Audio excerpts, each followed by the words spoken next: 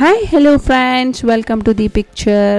Big Boss Kannada season 10 ಇವತ್ತಿನ super Sunday with Sudeep ಯಾವ ಸ್ಪರ್ಧಿ eliminate ಆಗಿದ್ದಾರೆ ಅನ್ನೋದನ್ನು ಈ ವಿಡಿಯೋದಲ್ಲಿ ತಿಳಿಯೋಣ ಬನ್ನಿ. ವಿಡಿಯೋವನ್ನು ಎಲ್ಲೂ ಮಿಸ್ ಮಾಡದೆ ಪೂರ್ತಿಯಾಗಿ ನೋಡಿ. ಹಾಗೆ ಪಕ್ಕದಲ್ಲಿರುವ ಬೆಲ್ ಐಕಾನ್ ಅನ್ನು ಪ್ರೆಸ್ ಮಾಡಿ ಮುಂದೆ ಬರುವ ಎಲ್ಲ ಅಪ್ಡೇಟ್ಸ್ಗಳನ್ನು ನೀವು ನೋಡಬಹುದು. ಈ ವಾರ ಒಟ್ಟು 6 ಜನ ಸ್ಪರ್ಧಿಗಳು ನಾಮಿನೇಟ್ ಆಗಿದ್ದರು.